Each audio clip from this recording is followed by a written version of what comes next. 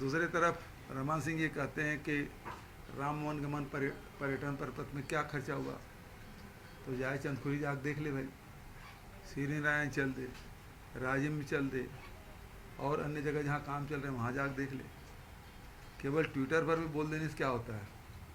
15 साल मुख्यमंत्री रहे, कभी चंदखुरी गए नहीं, जहाँ कौशल्या माता का के मंदिर है वहाँ तो गए नहीं, अब जाके देख ले।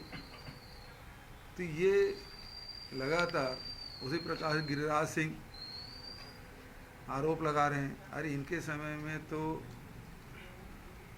मोबाइल बांटने में, टिफ़िन बांटने में, राशन कार्ड बनाने में, चप्पल खरीदने में, सब में कमीशनखोरी हुई। हमारे समय में सीधा हितग्राहियों के खाते में जा रहा पैसा, बेरोजगारी भत्ता भी एक ठीक से बांट नहीं पाए, हम तो सीधा उनके खातों में पैसा ट्रांसफ़र कर रहे हैं। तो ये अभी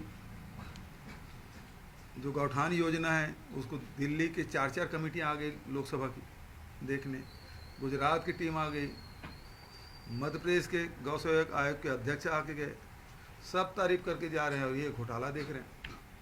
उसी प्रकार से अभी ये कहते हैं गिरिराज सिंह जी नरवा वाले कार्यक्रम में भ्रष्टाचार हुआ। अभी 8 दिन नहीं बीता है, देश भर के जितने भी वन विभाग के PCCF है, 3 दिन की कार्यशाला लगा, क्योंकि सबसे बढ़िया कार्यक्रम हुआ। उसके DG भी आया था, भारत सरकार के एडिशनल सेक्रेटरी, वो भी आए थे और उन्होंने तारीफ की जितना बढ़िया काम छत्तीसगढ़ में हुआ उतना कहीं नहीं हुआ है। अब ये लोग कहते हैं उसमें गड़बड़ है।